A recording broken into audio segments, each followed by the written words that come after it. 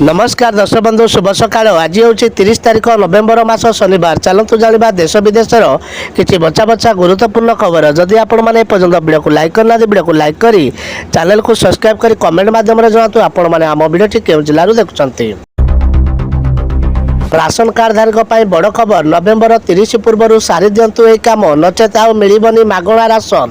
दर्शक बंधु विशेषकर जदि आप राशन कार्ड हिताधिकारी तेबे यही खबर आपण जदि आप पर्यंत KYC करना तेबे या तुरंत करंतु अन्यथा नाम हिताधिकारी तालिकार हटिଯିव। वयस्क खुशी खबर। प्रति मासरे अकाउंट को 2500 टंका पठाइबे सरकार। वरिष्ठ नागरिक बड़ खबर आज्ञा। हाँ लक्ष लक्ष वयस्क एक खुशी खबर अच्छी। सरकार प्रति मासरे अकाउंट को पठाइबे। दिल्ली विधानसभा निर्वाचन पूर्व राज्यर पूर्वतन मुख्यमंत्री तथा आम आदमी पार्टी जातीय सम्मेलन अरविंद केजरीवाल यही घोषणा करछंती। कौनसी राज्य को आलू देविनी दीदी ममता निर्देश पर सीमार अटकिला आलूर गाड़ी। ओडिशा रे देखा देबे पारे आलूर संकट। राज्य में आगु आलूर दाम आकाश छुआ होबार संभावना रही। पश्चिमबंग मुख्यमंत्री ममता बानार्जी को बयान पर यह आशंका देखा देछि। पश्चिमबंग में आलू अभाव आशंका थिबारु अन्य राज्य को आलू जोगाई देवाकू सफा सफा मना करछंती ममता बानार्जी।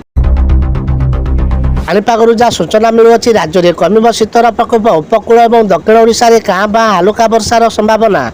आकाश मेघुआ रही पारे। उपकूल और दक्षिण ओडिशा रे कां बां हालुका वर्षा होई पारे।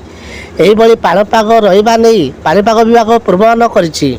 शनिवार दिन जाजपुर केन्द्रापड़ा जगतसिंहपुर पुरी कटक खुर्दा नयागढ़ गजपति गंजाम रायगढ़ कोरापुट मालकानगिरी जिले में गोटे दुईटी जगह हालुका मध्यम धरण वर्षा संभावना रही।